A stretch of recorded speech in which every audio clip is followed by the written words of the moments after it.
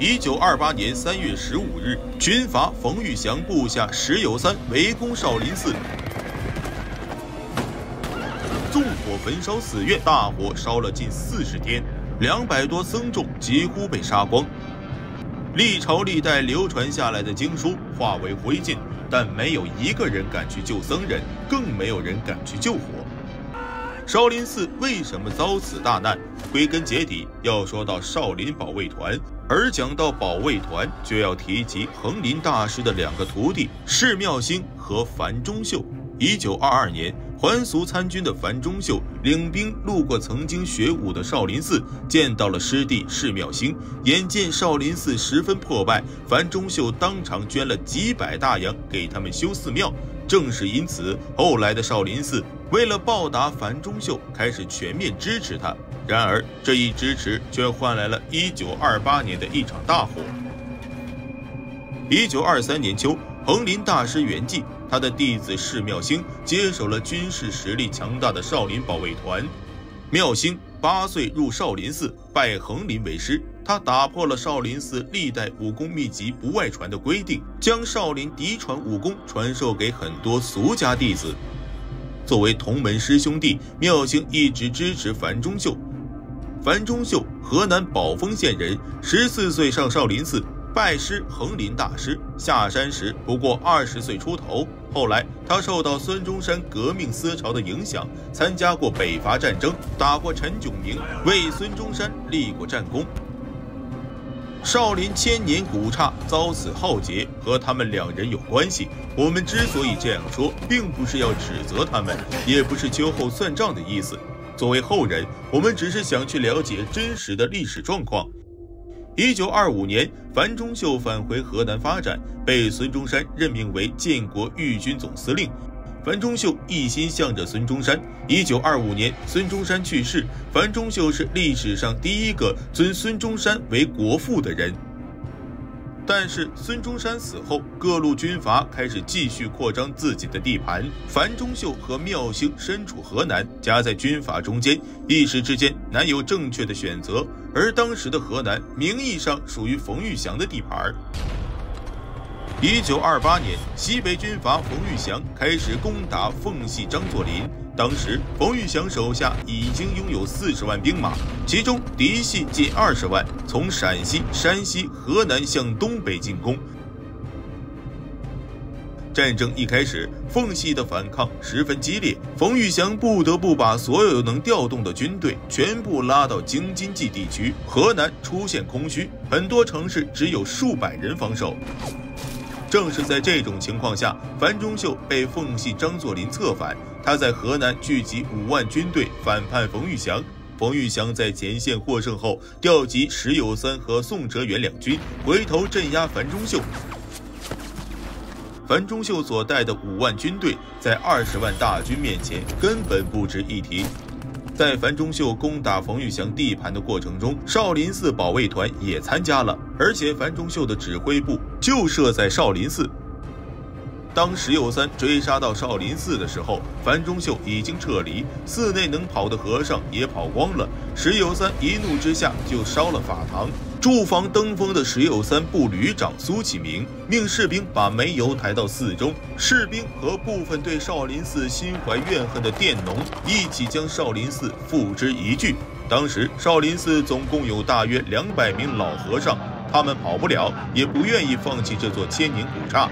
这场大火烧毁了少林寺大部分建筑，烧毁房间296间，烧毁经书1000多部，烧毁全谱105套，很多1000年以上的文物从此消失，而坚守寺院的200多僧众也惨遭屠杀。作为樊钟秀师弟的妙兴，因为支持樊钟秀反对冯玉祥，战死沙场，年仅37岁。千年禅宗祖庭少林寺在石友三的一声令下毁于一炬。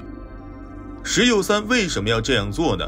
一是因为他抓不到樊钟秀，二是因为他痛恨少林寺居然帮助樊钟秀。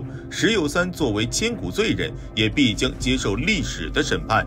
1940年4月，石友三投靠日本人，结果被他的部下捆绑后活埋于黄河岸边。说完石有三，再来看看樊钟秀。樊钟秀作为一个土生土长的小军阀，靠着自己的硬实力逐渐成长起来的樊钟秀，后来被各方面势力拉拢。但是在军阀混战的年代，说什么都没有用，唯有枪炮才是硬道理。同样，少林寺也是因为早早地意识到这个问题，才成立了少林保卫团。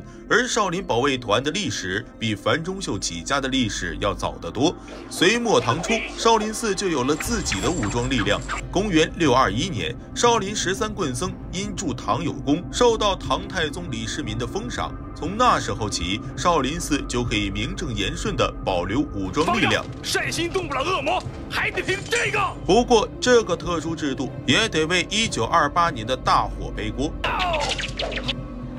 民国9年，河南遭遇大旱，百姓颗粒无收。此时的河南土匪风起，四处烧杀掠夺。身为少林寺保卫团团总的横林，率领少林僧兵在登封县城、梯子沟、白玉沟、敖子坪等地与土匪进行了大小数十场战斗，无一不胜。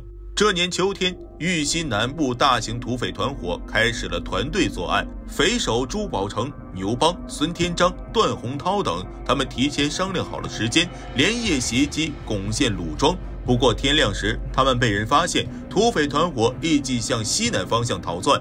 当横林得到消息后，立即率领保卫团进行截击。当土匪逃到敖子坪时，与横林的少林保卫团发生激战。保卫团凭借绝对的实力，一锅将众多土匪给端了。横林大师替天行道，为苍生出力，匡扶正义的形象深深地扎根于当地老百姓心中。然而成也萧何，败也萧何，少林保卫团的确保卫了少林寺和一方百姓，但同时也惹火上身。如果把这支武装力量放在军阀混战的大环境下，那么他们又显得那么微不足道的。说完了少林保卫团的历史，不难发现，少林寺从来都是与时俱进的，而且还是主动承担社会责任的团体。虽然他们是出家人，但他们并不是关着房门只顾诵经的和尚。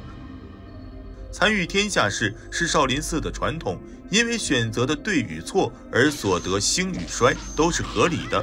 无论樊钟秀还是妙兴做出这样的选择，都是基于当时天下大乱的局势。少林寺既然选择了挺身而出，为民而战，那就必须面对因为抉择带来的牺牲。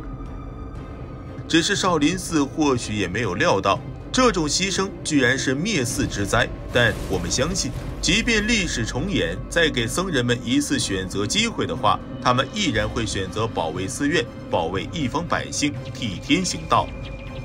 自隋唐以后，直至1912大清灭亡，在这近1300多年里，少林寺或光明正大，或静悄悄地保持着武装力量。无论历史浮浮沉沉，在少林僧人心目中，他们始终保持着一种自有的家国情怀。这种情怀，或者说是一种少林精神，一旦激发起来，谁也挡不住。